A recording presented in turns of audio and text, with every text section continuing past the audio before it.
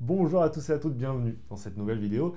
On attaque le top 9, les 9 dernières cases de ce calendrier de l'Avent, de ces comics presso avant Noël. Voilà, tout simplement les 9 récits qui m'ont le plus marqué et bah, seront ces 9 prochains jours. Et comme à l'accoutumée maintenant, je vais répondre à une question qui a été posée et aujourd'hui elle me fait un peu rire parce que ça me met un peu face à mes travers. C'est Bartman 6 qui pose la question, qui repose sa question d'ailleurs parce que je l'avais pas vu, qui me disait pourquoi tu finis rarement les séries que tu commences, même surtout celles que tu apprécies. Alors là les gars, franchement j'ai vu cette question arriver et j'ai fait putain. Alors sachez que c'est complètement vrai. C'est complètement vrai, c'est une réflexion que je me fais souvent. J'ai énormément de de tome 1 et beaucoup moins de suites. L'explication que je me suis donnée beaucoup, souvent, c'est la chaîne YouTube. Et en vrai, je pense que c'est 3 quarts de la réponse, c'est ça. Je trouve que c'est beaucoup plus intéressant sur une chaîne YouTube de présenter un tome 1, un début de série, d'introduire le scénario, etc. Et je trouve ça moins intéressant de vous faire une vidéo sur le tome 5, par exemple, d'une série. Alors après, tu dis, surtout surtout les séries que tu apprécies, c'est pas totalement vrai non plus. En vrai, les séries que j'ai bien aimées, enfin, vraiment j'ai adoré, j'y suis allé direct, tu vois, les Invincibles c'est terminé, les Deadly Class, etc. Il y a des séries quand même que j'ai complétées. Par contre, je te suis, il n'y en a pas beaucoup. Parce que, en fait, il faut que ça soit une série que j'aime tellement qu'elle passe au-dessus de ma curiosité d'en découvrir une nouvelle. Et c'est là tout mon problème, c'est que je suis très curieux, j'ai envie de découvrir plein de trucs, et pas forcément de m'enfoncer dans des séries. Alors, ce truc de la chaîne YouTube, c'est de moins en moins vrai, heureusement, parce que je fais de moins en moins ce truc-là de vous faire, j'allais dire de vous faire une vidéo par jour, dit-il après en avoir sorti une quinzaine ces derniers jours. Je veux dire en général. Donc je prends un peu plus le temps maintenant de lire des suites, etc. Là, ma lecture actuelle, là, au moment où je vous parle, c'est Transformers tome 2 de Daniel Warren Johnson et Jorge Corona. Un tome 2. Voilà, hein. Ah là, on la ramène moins. Hein. Non mais, t'as totalement raison. Il n'y a pas vraiment d'explication à ça, au-delà de ces 2 petites pistes que je me réserve. Est-ce que il y a aussi ce côté d'avoir peur d'arriver à une fin? Peut-être, hein. Peut-être qu'il y a une question psychologique, voire philosophique derrière.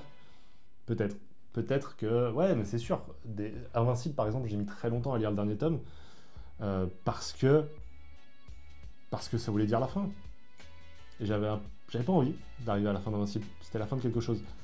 Promis, je vous prépare une vidéo sur Invincible, d'accord? J'ai vu vos commentaires qui me parlent d'Invincible, qui disent mais attends, t'as lu tout Invincible là? T'as lu les 12 et tu nous en as pas parlé depuis je sais pas combien de temps? Oui, parce qu'une vidéo est en préparation sur Invincible tellement ça a été important dans ma vie de lecteur. Et pareil, j'ai vu vos questions concernant l'absence du tome 1. Alors à celui qui m'a dit le tome 1, il va pas après le 12. Je ne suis pas teubé.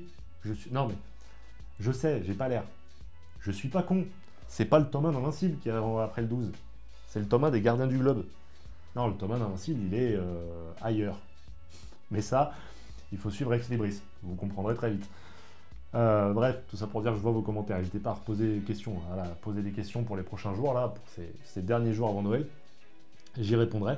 Est-ce que vous êtes de la team à acheter vos tomes 1 et lire que des tomes 1? Est-ce que vous complétez une série avant d'en attaquer une autre? Si c'est ça, vraiment, je vous respecte ta vie. Mais la solution, c'est peut-être d'attaquer des récits complets. Voilà, un tome 1, une fin, c'est terminé. Et c'est le cas de notre récit d'aujourd'hui. C'est le cas du récit dont je vais vous parler aujourd'hui. Alors un récit qui est un peu particulier parce qu'il est arrivé très tard cette année. C'est le récit que j'ai lu le plus tardivement en 2024 qui apparaît dans ce top-là. Puisque c'est, les amis, Somna. Somna de Tula Lotay et Becky Clonen. Regardez, je lui ai préparé un petit socle tellement je l'aime. Vous voyez? Regardez, vraiment vous l'avez dans le cadre. C'est pas beau quand même. Somna, dites-vous, je l'ai lu il y a peut-être 2 mois. J'avais déjà commencé à me faire mon top 2024. Et donc il a complètement effacé quelqu'un d'autre. Je vous propose un petit jeu. Essayez de deviner quel est le bouquin qui s'est retrouvé donc 25e, qui finalement n'apparaîtra pas dans ce top-là. Et chaque jour, je vous donnerai un petit indice pour trouver finalement le mal-aimé, celui qui, qui a dégagé le petit indice pour l'instant. Parce qu'à chaque fois, ce sera des indices de plus en plus évidents, mais le petit indice, c'est un titre sorti en 2024 également. plutôt sur la deuxième partie, je crois. Vous voyez, si je dis je crois déjà, ça va à peu près dans quelle partie de l'année je me situe. Voilà, donc ça c'est le premier indice. Je vous propose, voilà, tous les jours, si j'oublie pas, de vous donner un petit indice pour trouver le mal-aimé, finalement, la mention honorable de ce top 2024, dont Somna a pris la place. Somna, qu'est-ce que c'est? Somna, on va suivre l'histoire de Ingrid. Qui est Ingrid? Bah, Ingrid, pour la définir, il faut passer par son mari. C'est con, hein, ça part déjà mal, mais effectivement, elle est mariée à Roland. Roland, c'est le chef des inquisiteurs dans leur village. On est à l'époque de la chasse aux sorcières.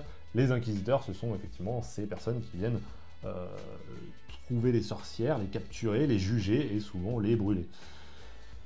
Et Roland, il est très dévoué à la tâche. Hein. Il s'applique. Il s'applique tellement qu'il en oublie un peu Ingrid. Il la délaisse. Et elle erre un peu dans la demeure, insatisfaite sur plusieurs points, dont le plan sexuel. Oui, je vous préviens direct, c'est une BD érotique, horreur. Et, en tout cas, c'est défini comme ça. Je vais donner mon avis après. Et donc, Ingrid, chaque nuit, eh ben, elle va rêver, et puis elle va partir dans une sorte de forme fantomatique à l'exploration de ses désirs. Elle va rencontrer une sorte d'amant nocturne, monstrueux, difforme, qui va effectivement lui faire découvrir des sensations qu'elle n'a pas l'habitude de découvrir. Et quand elle se réveille, elle est un peu, elle se sent un peu mal, un peu coupable vis-à-vis de son mari. C'est de plus en plus sensuel, de plus en plus effrayant, de plus en plus réel, au point où elle va devoir vraiment se cacher, sinon elle risque d'être prise pour une sorcière. Voilà. Je pense que j'ai piqué la curiosité de certains. Alors je vous disais, effectivement, c'est de l'horreur, c'est de l'érotisme. Alors horreur, ne vous attendez pas à être effrayé. On est plus sur du folk horror, en réalité. On vient récupérer effectivement la figure de la sorcière, qui va essayer ici servir surtout de contexte historique et géographique. Et puis, voilà, des figures un peu plus cauchemardesques qui vont être utilisées, mais clairement, on n'est pas dans de l'horreur pure et dure, d'accord? Au niveau de l'érotisme, difficile de juger, j'ai encore pas lu, moi, d'érotisme en comics, à part Somna. Je suis pas allé, notamment sur les œuvres de Stjepan Sejic, par exemple, dont Sunstone. J'ai pas encore lu ça. Donc, oui, c'est un récit érotique. Il y a du sein, il y a du sexe, etc. C'est pas pareil, c'est pas gore du tout. C'est juste érotique. Ok, je préfère placer la barre là. Ceci dit, si vous êtes trop jeune, évidemment, passez votre chemin. Même si je sais que la tranche d'âge, hein, voilà, on est plutôt sur des vieux briscards ici. Bon, écoutez, la particularité de Somna, c'est, je vous l'ai dit, hein, c'est écrit par deux autrices, qui sont donc Tula Lotay et Becky Cloonan, qui vont écrire toutes les deux le récit déjà. C'est deux autrices qui vont écrire le récit, et également le dessiner toutes les deux. Comment on fait ça? Et bien tout simplement, on confie la partie réelle, hein, la partie dans le village finalement, on va la confier à Becky Cloonan, qui va avoir un trait un peu gras, un peu assez imprécis, un truc vraiment très terre à terre.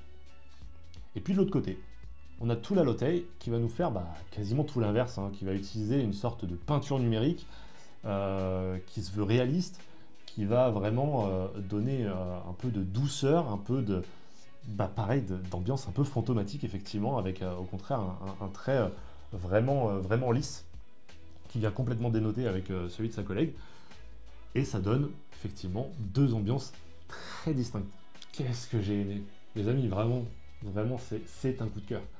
Là aussi, pendant longtemps, je me suis dit, est-ce que ça vaut pas le coup que je le remonte encore un petit peu? Mais en même temps, c'est tellement récent que je ne l'ai pas autant digéré que les autres. Moi, je trouve ça vraiment excellent. On a ici un récit, alors, féministe, hein, évidemment, puisque l'exploration du désir, l'exploration aussi de l'adultère, etc. Ça vient évidemment s'inclure dans une démarche féministe, mais c'est même pas là l'intérêt du bouquin. Moi, je trouve qu'il y a quelque chose d'énigmatique,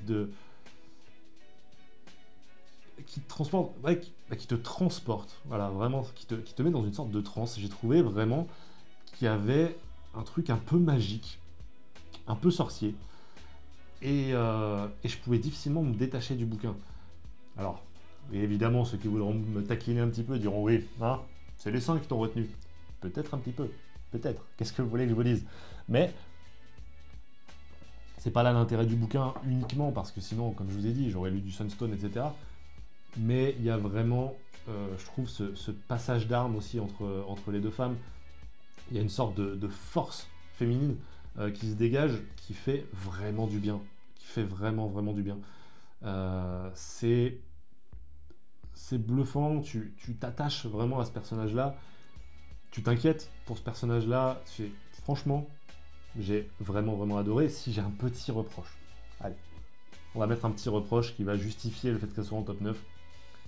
C'est que pour moi, le personnage d'Ingrid se reconnaît mal entre le réel et le fantomatique. C'est-à-dire que les traits sont tellement différents que c'est quasiment pas le même personnage. Mais encore une fois, ça fait partie du contrat que tu signes quand tu parles là-dessus. J'aimerais que vous me fassiez ce plaisir et que vous découvriez Somna, parce que c'est à découvrir. C'est un des premiers récits de distillerie qui sort, hein, c'est ce label aux US qui est assez qualitatif, et c'est Delcourt qui nous fait le plaisir de nous l'amener dans cet écrin avec Doron, etc. Je crois qu'on a même le petit signet, etc. Donc voilà, on a mis les petits plats dans les grands pour vous faire découvrir ce récit qui a quand même reçu un Eisner Award, je crois, de la meilleure mini-série, si je dis pas de bêtises. Bah, je sais pas. Lauréat Will Eisner. Donc, je ne sais pas lequel. Je crois que c'est mini-série. Mais en tout cas, voilà. Moi, je vous invite à découvrir Somna. De tous les récits dont j'ai parlé dans ces 24 Comics Presso, c'est peut-être le moins connu. Et pourtant, il mérite de l'être beaucoup plus. N'hésitez pas, si vous l'avez lu, on en parle dans les commentaires directement là. Voilà. Dès que je vois quelqu'un qui en parle dans les commentaires, je te réponds direct. Voilà, n'hésite pas. Merci beaucoup d'avoir regardé cette vidéo sur Somna et puis sur mes tomes 1 à l'infini. On se retrouve demain pour une nouvelle vidéo. D'ici là, portez-vous bien, prenez soin de vos proches et ciao tout le monde.